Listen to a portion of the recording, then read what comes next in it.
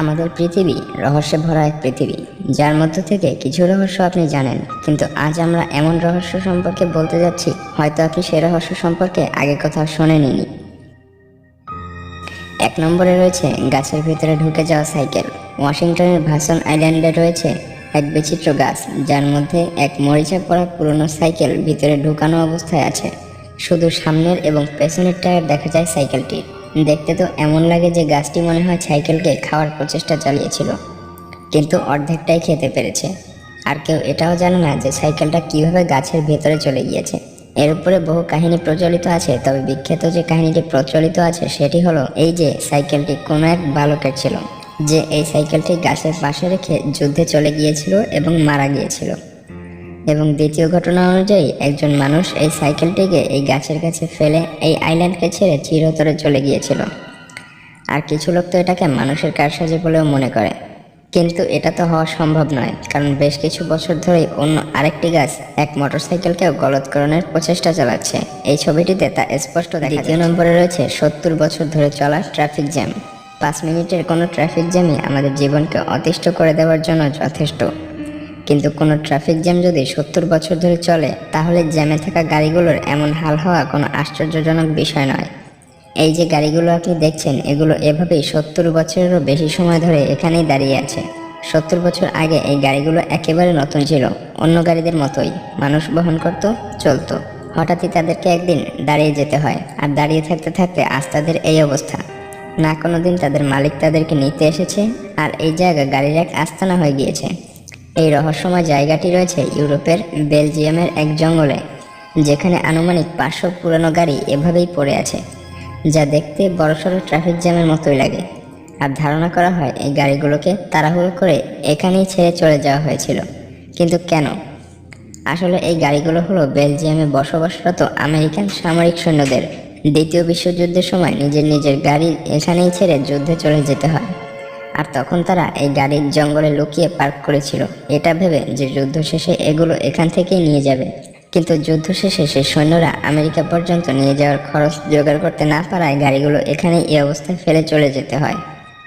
3 নম্বরে রয়েছে পর্তুগালে হওয়া অ্যাঞ্জেল হেয়ার রেইন, অর্থাৎ পরীদের চুলের বৃষ্টি। 1995 সালে পর্তুগালে দুপুরের পরে সাদা রঙের রেশমি তুলার মতো এক আজব জিনিস আকাশ থেকে পড়তে থাকে। মানুষ ঘর থেকে বাহির হয়ে এই বিচিত্র ঘটনাটি দেখা শুরু করে, আর এই ঘটনাকে তারা নাম দেয় অ্যাঞ্জেল হেয়ার রেইন। নিচে পড়ার পর দেখা যায় এগুলো অনেকটা মাকড়সার জালের মতো। আর সবথেকে বিস্ময়কর তথ্য হলো যে এটার উপরে আলট্রাভায়োলেট লাইট পড়লে এটা জীবিত হয়ে যায়। তখন মানুষ একে এলিয়েনের সাথে সম্পর্কিত বলে ধারণা করেছিল, আর কিছু বিজ্ঞানী এটা বলেছিল যে এটা আমাদেরই পৃথিবীর জীব, যা বায়ুমণ্ডলের উপরের স্তরে বসবাস করে, মাটি আর আকাশের মাঝখানে বাতাসের মধ্যে ভেসে থাকে। তারপরে পৃথিবীর আলাদা আলাদা জায়গায়ও এই একই ঘটনা ঘটে, যেমন ফিনল্যান্ড এবং কানাডা। কিন্তু এই আজব জিনিসগুলোর স্যাম্পল বিশ্লেষণ করার আগেই কেমন যেন গায়েব হয়ে গিয়েছিল। 4 নম্বরে রয়েছে 1955 সালে গায়েব হয়ে যাওয়া এক বিমান, যা 37 বছর পরে ল্যান্ড করে। 1995 সালে ফ্লাইট 914 57 জন প্যাসেঞ্জার নিয়ে উড়ে গিয়েছে নিউ ইয়র্ক থেকে মায়ামির উদ্দেশ্যে, কিন্তু এই বিমান আর কখনো মায়ামি পৌঁছায়নি। 37 বছর পরে 1992 সালে ওই একই বিমান ভেনিজুয়েলার বিমানবন্দরে ল্যান্ড করে, আর কন্ট্রোল টাওয়ারের সাথে তারা কথা বলেছিল। এয়ারপোর্টের রাডার স্ক্রিনে তখন কিছুই ছিল না, কিন্তু তাও এয়ারপোর্টের সব মানুষ বিমানটিকে দেখেছিল, আর কাছ থেকে গ্রাউন্ড স্টাফেরা বিমানের যাত্রীদেরকেও দেখেছিল, যারা জানালা থেকে আশ্চর্য হয়ে বাহির দেখছিল। পাইলটের কথা থেকে এটা বোঝা যাচ্ছিল যে তারা খুবই ঘাবড়ে গিয়েছিল। সম্ভবত তারা ভবিষ্যতের জিনিসপত্র দেখে হতভম্ব হয়ে গিয়েছিল। পাইলট জিজ্ঞেস করেছিল যে তারা কোথায় এসেছে। জবাবে কন্ট্রোল টাওয়ারের কর্মী বলে এটা 1992 সাল, আর আপনারা কারাক্স ভেনিজুয়েলার এয়ারপোর্টে। এটা শুনে পাইলট আরও ভয় পেয়ে যায়। নিজের ককপিটের জানালা খুলে হাত নাড়িয়ে বলে, আমাদের থেকে দূরে থাকো, আমরা চলে যাচ্ছি।